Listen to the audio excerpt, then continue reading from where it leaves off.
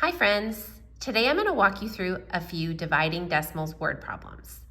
Now the cool thing about dividing decimals is that the rules don't change. If you can divide whole numbers, you can divide decimals. Let's get started. Stacy grew 2 4/10 inches in 3 years. How much did Stacy grow each year? Now the tricky thing about dividing decimals is that when we divide whole numbers, the bigger number is always the dividend. It's always what's being split up. That's not true with dividing decimals. So we need to figure out in this situation, which of these quantities is being split into groups. Is the inches that Stacy grew being split into 3 groups? Or is the 3 years being split into 2 4/10 groups? Stacy grew this much in 1, 2, 3 years. And we need to figure out how much she grew each year. So we are going to split that 2 4/10 into 3 equal groups. So 2 4/10 is my dividend and 3 is my divisor. I cannot make a group of 3 if I only have 2 ones, which means my ones place or my whole number place is going to be a 0. That also tells me that Stacy grew less than an inch per year. She grew part of an inch per year. All right. Now I'm going to pretend, just for the sake of division, that this is 24. We're going to count by 3 until we get to 24. 3, 6, 9, 12, 15, 18, 21, 24.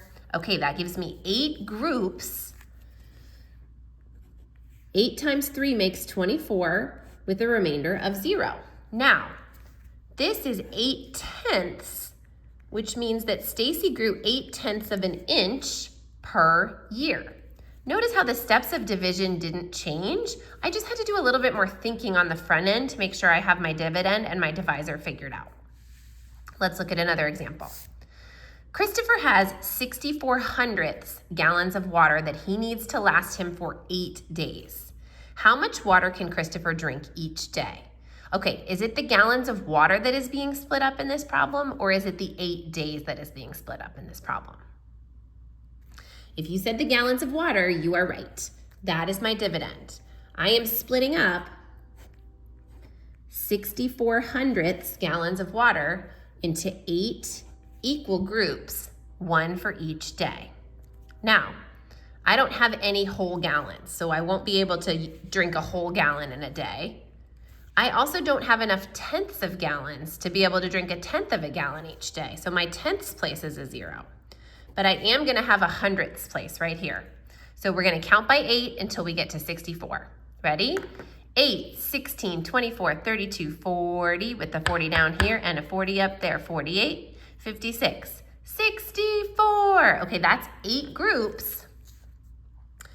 I was able to make 8 groups of 8 out of 6/400, which leaves me with a remainder of 0. So each day, Christopher can only drink 8/100 of a gallon of water, which is not a lot. There we go. Okay, last problem. Jody spent $17.37 on 3 books. How much did each book cost? Okay, look at these 2 quantities. We have $17.37. Is the money being split into 3 groups? Or are the books being split into $17.37 groups? Well, that doesn't make sense. We're taking the total amount of money and we're splitting it into 3 books, into 3 groups, because we want to know how much each book cost.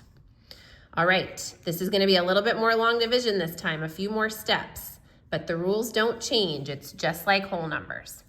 Now, when I can see that it's a multi-digit problem just like this, I'm going to set up my number seats ahead of time just so I know what I'm dealing with. I can see that I won't have a tens place here.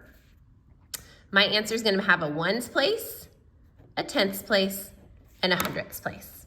I'm going to start. I'm going to count by 3. Don't pass 17. 3, 6, 9, 12, 15, 18 is too far, so I know I've got 5 groups of 3. Oops, that's an ugly 5. I'm so sorry. 5 times 3 is 15, which leaves me with a remainder of 2.